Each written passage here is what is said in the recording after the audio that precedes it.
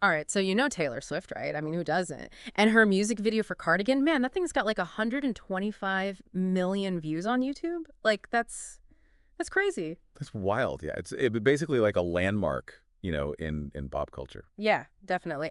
But there's so much more to this song than just the video, right? There's a Mhm. reason why people are still talking about Cardigan all these years later. So that's why we're here today to really dive deep into it, figure out what makes it tick, what makes it so special. Definitely, yeah. All right, so I asked you guys on social media to send in some questions about Cardigan, and boy, did you deliver. Yeah, you got a lot of questions. So many good ones, really insightful stuff about its origins, the story behind the lyrics, how it sounds, the whole vibe, and the impact it's had. I mean, this song is a folk pop like masterpiece, wouldn't you say? Oh, absolutely. It's really incredible how Cardigan captures this like really specific moment in time, back in 2020 with the whole lockdown thing. But it also speaks to these like timeless universal themes of love and memory and, regret, heartbreak. Yeah, exactly. And as the lead single from Folklore, which by the way was a surprise album, it really set the stage for this new era of storytelling for Taylor Swift. Oh, for sure. And, thinking back to that time in like the spring of 2020, the world was just so weird. It was a strange time. It felt like everything was just on pause and everyone was holding their breath. And then, bam, out of nowhere, Folklore drops just hours after she announces it. And I'm pretty sure for a lot of us, Cardigan was our first taste of this like unexpected kind of like folksier indie sound from Taylor Swift. What was that like for you? I mean, especially given everything that was going on at the time. It was definitely a surprise, and thinking about the circumstances under which it was created just adds another layer of intrigue to it, right? Yeah. I mean, it was this remote collaboration with Aaron Dessner from The National. Taylor was recording vocals at home, and then Dessner was adding all this amazing instrumentation from his studio upstate. So you have this like physical distance between them, but then this incredible intimacy that you can feel in the song. Definitely, yeah. And Cardigan wasn't just some random track that they threw together at the last minute. It was really one of the first songs that they completed for Folklore. It was kind of like this foundational piece, like a cornerstone of the whole album. Absolutely. And it's like the heart, the emotional core of this like love triangle she created with August and Betty. Absolutely. And Cardigan, we see everything from Betty's perspective as she's looking back on her relationship with James. And for those of you who are like really into narrative and storytelling and music, this song is just like, it's a masterclass. Yeah. It perfectly captures that feeling of lived experience and reflection. So I'm curious, what do you think sparked that creative impulse in Taylor to create this whole interconnected story? Well, it's interesting because Taylor Swift often draws inspiration from her own life experiences, right? But with Folklore, she made this conscious decision to go full on fiction. Right. And the fact that she wrote Cardigan in just one day, Yeah. that suggests that she had this really deep connection to these characters and their story. It's almost as if they were already fully formed in her mind. Yeah. It's amazing how she can just like tap into that. And the lyrics, I mean, the lyrics are just, they're so layered, so much depth there. Betty's voice when you're listening, it just sounds so authentic, so real, especially when she sings that line, "When you are young, they assume you know nothing, but I knew you." It's just so relatable, right? Yeah, absolutely. It perfectly captures that, universal experience of being young and feeling like your experiences are being dismissed because you're, not old enough to really understand things. Right. But Betty, she knows, she knew James. And that line, it really highlights that contrast between the way that young people are often perceived and the intensity of their actual emotional experience. Exactly. And the cardigan itself, it's not just some random piece of clothing, is it? It becomes this like super powerful symbol in the song. Totally. What does a cardigan make you think of? For Betty, it seems like it represents this sense of comfort and security and this tangible reminder of the intimacy that they shared. Remember that line? "To kiss in cars and downtown bars was all we needed." Oh, yeah, absolutely. It's so evocative. Yeah, those small, seemingly insignificant moments that become so precious when you look back on them. Yeah, it's like the cardigan becomes this like stand-in for the whole relationship, Right, yeah. It represents not just a physical object, but like the feeling of being comfortable and safe and loved. And when she talks about putting it on, it's like this symbol of acceptance and belonging. Yeah. So when the cardigan's gone, it's like this physical representation of that void, where that Oh, connection used to be. right. But then she hits us with this like this gut punch of betrayal, Oh, yeah. with the line, "You drew stars around my scars, but now I'm bleeding." What do you think that image of drawing stars around scars means in the context of their relationship? Well, I think it suggests this, like attempt to heal, Hmm. to make the past beautiful, maybe through promises or shared experiences. Right. But the fact that she's bleeding, that tells us that those wounds were never really healed. They were just covered up, and now they've been ripped open again. It really emphasizes how fragile that earlier sense of comfort and security actually was. It really does. And she uses these such vivid sensory details throughout the song, like cobblestone streets, high heels on water-stained floors. These images just ground the emotional narrative in such a real way. What are some of the details that stand out to you? Well, what really strikes me is the tactility of those images. Yeah. You Yeah. can almost feel the worn fabric of that vintage tee, the smooth surface of the new phone. Yeah. You can almost like feel the unevenness of those cobblestones beneath her heels. Yeah. It's just so immediate and visceral. It really puts you right there in that moment with Betty and makes her experience feel so much more tangible and relatable. Absolutely. And then there's that line that she keeps repeating, "I knew you'd come back to me." It's just, it carries so much emotional weight. There's this like this hope there for sure, but also maybe a hint of resignation. Like she's been through this before. What do you hear in that refrain? It's so complex, right? Yeah. I think it speaks to like the nature of love and forgiveness, especially when you're young. There's this belief that love will endure no matter what, Oh. even after you've been hurt. And it suggests that maybe this has happened before, that there's a pattern of breaking up and getting back together. It's not just naive hope, it's more like a knowing expectation, but it's definitely tinged with vulnerability. Yeah, for sure. Okay, so let's switch gears a little bit and talk about the actual sound of Cardigan. Aaron Dessner's production is just, it's so crucial in creating the atmosphere of the song. And for those of you out there who are really into the nuts and bolts of songwriting and production, this track is like a masterclass. It really is. So, what elements of Dessner's production really stand out to you? It's really amazing how Dessner's indie folk style just meshes so perfectly with Taylor's storytelling, right? Right. Like that delicate piano riff that opens the song just immediately draws you in, creates this intimate space. And then he uses this really subtle, like syncopated bass line that creates this almost imperceptible heartbeat beneath the surface of the song. I never noticed that. Yeah, it's really cool. And this like low frequency pulse, it subconsciously connects with the listener's own physiological rhythm, which just enhances that feeling of vulnerability and intimacy that permeates the whole track. And then you have the soft percussion and the atmosphere strings. They just add to that cozy but wistful mood. It's like a sonic hug. It really is. Yeah. And then Taylor's vocals, they're so breathy and layered. It's like she's right there next to you whispering secrets. How does her vocal delivery contribute to the overall feel of the song? Well, it's a really deliberate choice to move away from those like powerful soaring vocals that she's known for in her pop hits. Right, right. Here it's all about restraint and vulnerability. Her delivery is so understated, and that just amplifies the emotional weight of the lyrics. And Dessner's like little production flourishes they're brilliant. Like those like faint orchestral swells in the bridge during the line, "I knew you'd haunt all of my what ifs."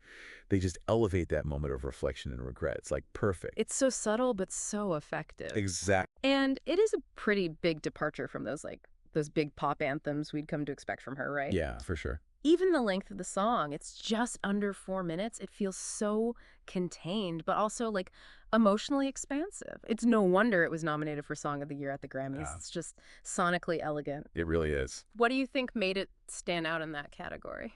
Well, I think it's important to look at Cardigan within the context of Taylor's career, right? Mm-hmm. It really marked a turning point for her. She moved away from the heavy electronic, synthesized sounds of her pop albums and embraced a more like acoustic stripped down sound. Right. And that created this feeling of intimacy and rawness that was really refreshing. It showed that she was willing to take risks, to experiment with new sonic territories, to collaborate with artists outside of like the typical pop sphere. Yeah, totally. And speaking of taking risks, let's talk about the music video. We mentioned earlier how many views it has. It's just insane. It's huge. And she directed it herself. I know, so talented. It's such a visually rich interpretation of the song. Which parts of the video did you connect with the most? It's incredible to think that it was filmed during the pandemic, Yeah. under these super strict protocols with a very limited crew. But despite all those limitations, Taylor managed to create this really magical and evocative journey. Mm-hmm. We see her in this candlelit cabin, then she's in a forest, then she's in a stormy sea, and then finally she's back home at her piano clutching that cardigan. Right. And that cardigan, it's not just a prop, it's like a symbol of that lost love and the comfort that she's trying to find. Yeah. And the warm sepia tones and those like almost dreamlike transitions, they perfectly reflect the escapist nature of folklore. It's like stepping into a memory, a nostalgic daydream. Absolutely. And the fact that she was so hands-on with every aspect of the video, from the initial concept to the final edit, just shows how much of a creative visionary she is. It's no surprise that it won Favorite Music Video at the AMAs. Totally deserved. For you visual learners out there, how did the video enhance your understanding of the song? I think it reinforced the idea that the visuals are just as important to Taylor's storytelling as the music and the lyrics are. Right. It's not just an afterthought. It's all part of this cohesive artistic vision.